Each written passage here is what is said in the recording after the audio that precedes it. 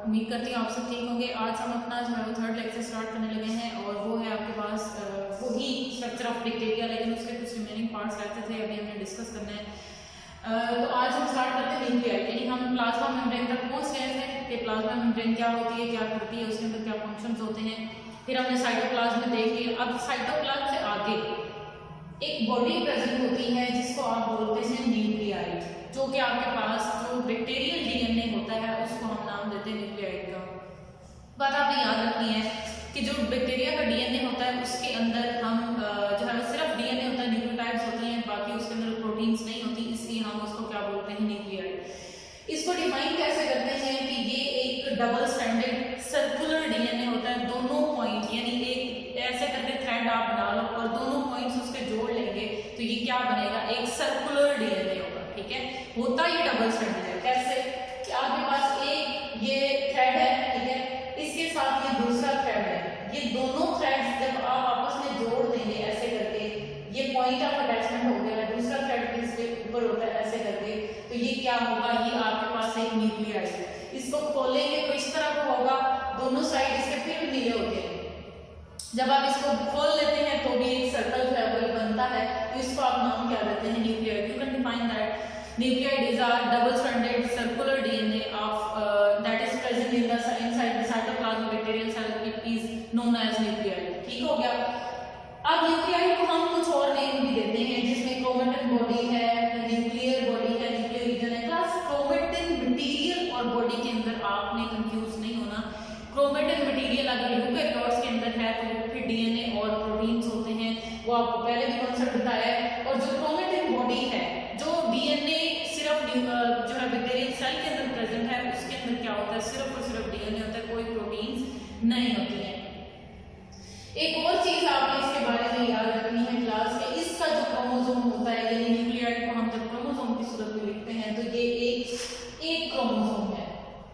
ठीक है, जो बैक्टीरियल डीएनए है वो एक क्रोमोसोम होता है, और एक क्रोमोसोम का मतलब क्या है, इसको हम लिखते हैं हैप्लॉइड होता है। What it means, haploid diploid क्या चीज है, इसकी तरफ आप आ जाएंगे। जब हम डीएनए लेते हैं, फॉर एग्जांपल ये एक डीएनए है, इसके अंदर जो जीन्स हमने देखी तो वो ए जीन है, बी जीन है, सी है, डी है, ई, एफ और जी, ये वो जीन्स है जो एक बैक्टीरिया के अंदर, फॉर एग्जांपल लेट्स सपोज पढ़े, अगर ये सिर्फ एक थ्रेड होगा, एक डीएनए होगा, एक क्रोमोसोम बनाएगा, तो तब हम इसको बोलते हैं हैप्लॉइड। लेकिन हम इसको डिप्लॉइड क्यों नहीं बोलते, अगर इसके साथ दूसरा डीएनए भी होता और इसके पास भी प्रेजेंट होता इसका पेयर जीन का, यानी ए जीन है, फॉर एग्जांपल गलत जीन है तो ए जीन के साथ ए जीन आना चाहिए, बी के साथ बी भी प्रेजेंट होता, सी होता, डी होता, ई होता, एफ, जी। अगर ये सारे प्रेजेंट होते तो फिर अगर ये दो थ्रेड्स होते, दो डीएनए होते, दो क्रोमोसोम होते, तो फिर हम बोलते हैं उसका डिप्लॉइड। मींस टू से कि अगर कॉपी ऑफ जीन में प्रेजेंट होता, सिर्फ एक जीन के साथ उसका कॉपी, तो तब हम उस सेल को बोलते हैं डिप्लॉइड। इसलिए क्रोमोसोम जो इसके अंदर प्रेजेंट होगा बैक्टीरिया के अंदर, जो उसके न्यूक्लियाइड के अंदर होगा, उसको हम बोलते हैं हैप्लॉइड। ठीक हो गया। यहाँ पे जो फिगर है इससे आपके पास हम यहाँ तक पहुंच गए थे, हम इसके बारे में आज हम डिस्कस कर रहे हैं। और इसको आप बोलते हैं, इस मटेरियल को जो डीएनए है, न्यूक्लियाइड है, उसको आप बोलते हैं न्यूक्लियर न्यूक्लियस ऑफ बैक्टीरिया। ठीक हो गया जी।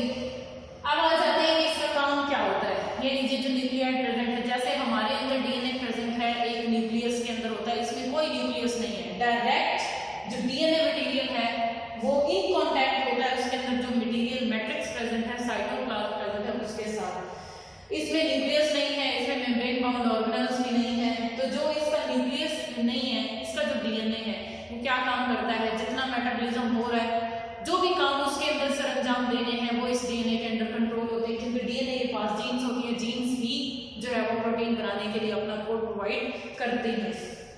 अब आ जाते हैं एक टिपिकल एग्जांपल की तरफ, जो है इशेरिया कोलाई, ई कोलाई बैक्टीरिया, जिसको हम बार बार करते हैं कि ये जो रिसर्च है लैब में इसको बहुत ज्यादा यूज किया जाता है। जब हम इसके डीएनए की बात करते हैं तो इसके अंदर जो डीएनए है टोटल वो 14,000 माइक्रोमीटर जो है वो है, उसमें न्यूक्लियोटाइड कितनी पाई जाती है, 14,000 माइक्रोमीटर तक इसकी जो है वो लेंथ है। जब आप इसके जीन्स और न्यूक्लियोटाइड तक जाएंगे तो वो एक अलग फिगर होता है। नेक्स्ट आ जाते हैं जी, जब न्यूक्लियोटाइड को छोड़ दें, न्यूक्लियोटाइड उसका डीएनए मटेरियल हो गया बैक्टीरिया का, कुछ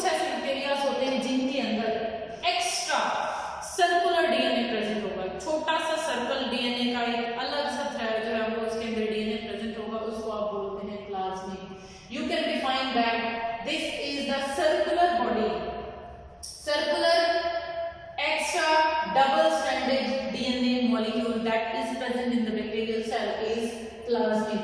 यहाँ पे एक फिगर दिखाई है मैंने आपको, डबल मेम्ब्रेन नहीं दिखाई है, सिर्फ सेल मेम्ब्रेन के अंदर का मटेरियल पार्ट है, तो इसलिए यहाँ पे सिर्फ एक ड्रॉप ही है।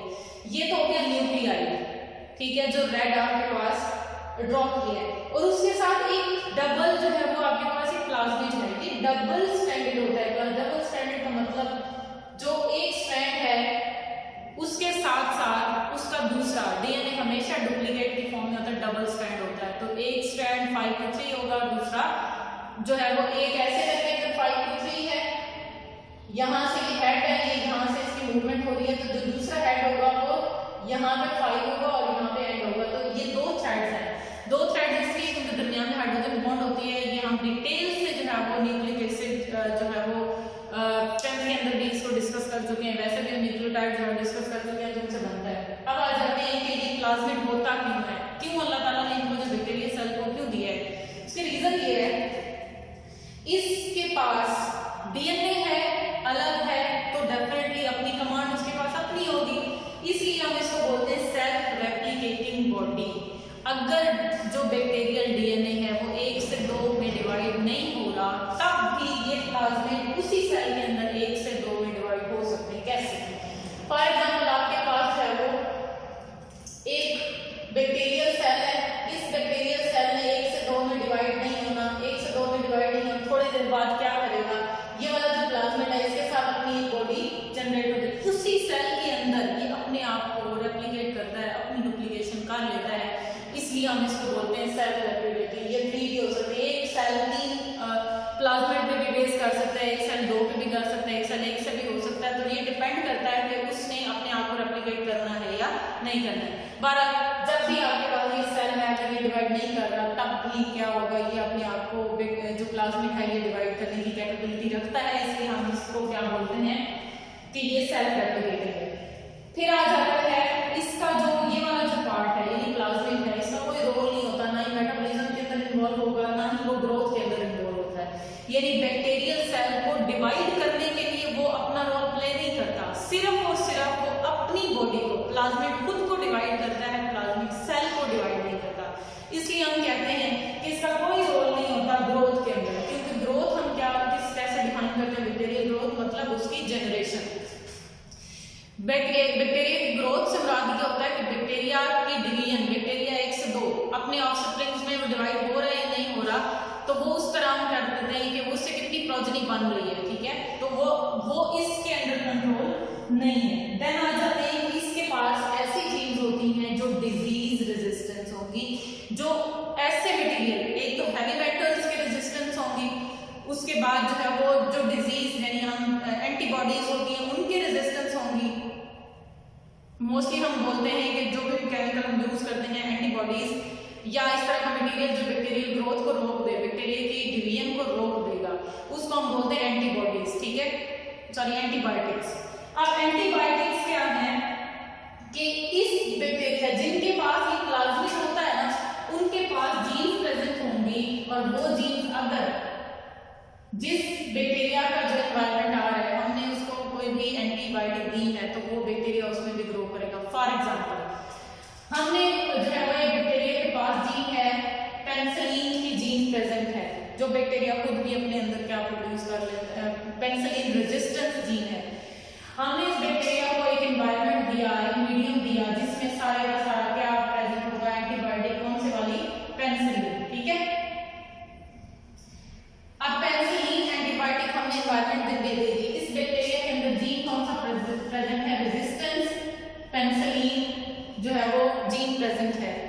अब इसके अंदर रखेंगे भी सही तो क्या होना चाहिए था, बैक्टीरिया को एक सेल से 2 में डिवाइड नहीं होना चाहिए, पर क्या होगा, बैक्टीरिया अपने आप को इजीली एक सेल से 2 में डिवाइड कर लेगा। वो क्यों करेगा, उसकी ग्रोथ को कोई इफेक्ट नहीं आएगा, क्योंकि इसके पास जो प्लाज्मिड है उसके अंदर कौन सा जीन था, resistance to penicillin gene present है, वो इजीली अपने आप को ग्रो करेगा। इसलिए कहा जाता है कि जो आपके पास प्लाज्मिड्स होते हैं वो रेजिस्टेंस जीन जो है वो कैरी करते हैं, जो भी है जैसा भी एनवायरनमेंट होगा वो उसके साथ सर्वाइव कर जाते हैं, ग्रोथ के ऊपर कोई इफेक्ट नहीं आता। नेक्स्ट आ जाता है जी जो ह्यूमन बीइंग है वो इस टेक्निक को, प्लाज्मिड को, यानी बैक्टीरिया के अंदर जो ये एक्स्ट्रा सर्कुलर डीएनए प्रेजेंट है उसको यूज करते हैं इन जेनेटिक इंजीनियरिंग। क्या होती है ये, क्या ये टेक्निक है, इसको हम देख लेते हैं कि ये आपके पास क्या टेक्निक है। ये आपके पास ऐसी टेक्निक है जिसमें हम दो डिफरेंट डीएनए को मिक्स करते हैं। एक तो हो गया आपके पास प्लाज्मिड का, ये हो गया बैक्टीरियल जो है वो डीएनए। हमने क्या करना है, इस प्लाज्मिड को लेना है और इस प्लाज्मिड के अंदर कोई और जीन हमने डालनी है। फॉर एग्जांपल हमने अपने पैंक्रियास सेल का एक जीन लिया हुआ है और इस जीन को आपने इस प्लाज्मिड के अंदर जो है वो प्लेस करना है। जब आप इसके अंदर इंसर्ट करवा देंगे तो इस प्लाज्मिड को अब आप बैक्टीरिया के अंदर प्लेस कर दो। कैसे, एक बैक्टीरिया है, इस बैक्टीरिया के अंदर आपने प्लाज्मिड रखा और वो प्लाज्मिड के अंदर कौन सा जीन है आपके पास, इंसुलिन प्रोड्यूसिंग जीन है जिसने जाके इंसुलिन प्रोड्यूस करना है। अब इससे जितने बैक्टीरिया बनते जाएंगे, this is genetic engineering basically, यानी mixing of two foreign genes. वो क्या होगा, फिर आप उसको वापस आप बैक्टीरिया के अंदर बिठा देते हैं, डिवीजन करवाते हैं उसकी। जितने बैक्टीरिया बनते जाएंगे उतना जीन कॉपी होता जाएगा और उतना ही बैक्टीरिया के अंदर वो प्रोटीन बनता जाएगा जिसका आपने जीन उसके अंदर इंसर्ट किया हुआ। तो हम इसको अपने बेनिफिट के लिए भी यूज करते हैं प्लाज्मिड। ठीक हो गया। देन आपके पास एक स्ट्रक्चर आता है जिसको आप बोलते हैं राइबोसोम। हम प्रोटीन की बात करते रहते हैं तो प्रोटीन, विदाउट प्रोटीन फैक्ट्री जो है वो क्लास नहीं बनता। और प्रोटीन की फैक्ट्री क्या होते हैं, वो है राइबोसोम्स। राइबोसोम्स नहीं होंगे, प्रोटीन बिल्ड नहीं होगा। बैक्टीरिया भी एक सेल है, उसको भी प्रोटीन चाहिए, उसको भी अपना मैकेनिज्म चलाना है, उसको भी मेटाबॉलिज्म करना है। तो क्या होगा, उसके अंदर भी राइबोसोम्स होने चाहिए, उसके अंदर भी प्रोटीन फैक्ट्री है। और वो कैसे होगी कि यहाँ पे भी प्लाज्मा मेम्ब्रेन है, न्यूक्लियाइड है, उसके साथ में आपको रेड डॉट्स दिखाए हैं। ये रेड डॉट्स जो है वो राइबोसोम्स को रिप्रेजेंट करते हैं। राइबोसोम इसके अंदर फ्री भी होते हैं, कंबाइन भी होते हैं। इंस्टेड ऑफ यूकैरियोट्स इसके अंदर जो कंबाइन स्टेट होगी वो क्या होगी, ये प्लाज्मा मेम्ब्रेन। ये आप देख रहे हैं मैंने यहाँ पे प्लाज्मा मेम्ब्रेन के साथ जो है वो इसको फिक्स किया हुआ है। ये देखिए, ये इसकी कंबाइंड स्टेट होगी जो प्लाज्मा मेम्ब्रेन के साथ है। उसके साथ ही यहाँ मैंने फ्री भी रखे हैं राइबोसोम्स, ये देखें जो साइटोप्लाज्म के अंदर प्रेजेंट है। तो दोनों सूरतों में, दोनों कंडीशंस के अंदर ये प्रेजेंट होते हैं। अब आ जाते हैं कि जो राइबोसोम में बना किस चीज से होता है, बेसिकली ये आरएनए और प्रोटीन से मिलकर बना होता है। जो इसके अंदर टोटल एक राइबोसोम का वेट बनता है स्वेडबर्ग यूनिट के साथ, वो है 70s। और हमने जो यूकैरियोट्स के बारे में पढ़ा था वो था 80s। तो ये स्मॉलर देन यूकैरियोट्स जो है वो राइबोसोम्स होता है। लेकिन काम इसका यहाँ भी कोई है प्रोटीन बनाना, यूकैरियोट सेल के अंदर भी इसका काम प्रोटीन बनाना है। उसके बाद जब हम साइटोप्लाज्म के अंदर देखते हैं उसके अंदर कोई और छोटे छोटे ग्रेन्यूल्स भी हमें नजर आते हैं, माइन्यूट बॉडीज नजर आती हैं, उनको आप बोलते हैं ग्रेन्यूल्स या फिर स्टोरेज बॉडीज। ठीक हो गया। ये स्टोरेज बॉडीज क्यों होती हैं, इसलिए होती हैं कि आपके पास जब बैक्टीरिया को फूड मिलती है इन एक्स्ट्रा अमाउंट, कैसे चाहिए थी उसको 1%, किसी ऐसे एनवायरनमेंट में वो चला गया जहां पे फूड मिल रही है उसको 1% की जगह 3%, यानी ग्लूकोज 1% चाहिए था, मिला कितना 3%। अब उसके लिए जो वो चीज है वो उसको एक्स्ट्रा है, अब वो उसको वेस्ट नहीं करता। उस एनवायरनमेंट से वो अपने अंदर उस ग्लूकोज को अपनी बॉडी के अंदर स्टोर कर लेता है। और वो स्टोर कर लेता है किस फॉर्म में, स्टोरेज बॉडीज की फॉर्म में। ठीक है। यहाँ पे जो फिगर है इसमें ब्लैक लाइन जो है वो सर्कल्स भी मैंने शो की हैं। ये ब्लैक सर्कल्स किसको शो करते हैं, ये आपके पास स्टोरेज बॉडीज हैं। ये स्टोरेज बॉडीज क्या क्या स्टोर करती हैं क्लास, इसके अंदर ग्लाइकोजन भी आ सकता है, यानी अगर ग्लूकोज को स्टोर करना है in the form of bulk तो क्या होगा, उसको हम ग्लाइकोजन बोलते हैं। और अगर वो उसको मिल जाता है सल्फर, क्योंकि बैक्टीरिया मोस्टली सल्फर को यूज करते हैं तो वो सल्फर के फॉर्म में भी स्टोर कर लेते हैं। फैट्स मिल गए हैं, यानी उसको लिपिड मटेरियल मिला है, ड्रॉप्स मिले हैं लिपिड्स के, तो वो उनको भी स्टोर कर लेता है in the form of fats. और अगर उसको फास्फेट मिल रहा है तो वो फास्फेट को भी अपने अंदर स्टोर कर लेता है। यानी एक्स्ट्रा चीज को, सरप्लस एनर्जी को, सरप्लस मटेरियल को ये वेस्ट नहीं करता, बल्कि अपनी बॉडी के अंदर, अपने सेल के अंदर इसको स्टोर करते हैं in the form of storage bodies. आगे आ जाते हैं, बैक्टीरिया सिर्फ चीजों को स्टोर नहीं करता, उसके अंदर भी मेटाबॉलिज्म हो रहा है, तो डेफिनेटली उसके अंदर भी वेस्ट प्रोड्यूस होता है। तो उसका जो वेस्ट है वो किस फॉर्म में आ रहा है आपके पास, वो भी स्टोर और जब जरूरत होती है तो उसको निकाल भी दिया जाता है। वो कौन सा जो वेस्ट है वो है अल्कोहल, लैक्टिक एसिड और उसके साथ एसिटिक एसिड। ये तीन जो है वो वेस्ट मटेरियल हैं जो बैक्टीरियल सेल के अंदर मोस्टली पाए जाते हैं। अब आ जाते हैं मीजोसोम्स क्या होते हैं। बैक्टीरियल सेल के अंदर एक और जो है वो स्ट्रक्चर भी देखा जाता है, वो है mesosome. Mesosome basically invagination of the plasma membrane toward the inside, ठीक है। यानी जो प्लाज्मा मेम्ब्रेन आपके पास बाहर ऐसे करके प्रेजेंट है, फॉर एग्जांपल इस तरह, उसने इन्वेजिनेट करते हैं अंदर की तरफ। जब वो अंदर की तरफ मूव करती है तो एक वेसिकल बनाएगी, एक ट्यूब्यूल बना लेगी, या फिर उसके साथ एक जो है वो लैमेला सा बनेगा, एक जो है वो स्ट्रक्चर बन जाता है जिसको हम लैमेला बोलते हैं। तो इन तीनों को हम एक नाम देते हैं कलेक्टिवली, उसको आप क्या बोलते हैं, मीजोसोम।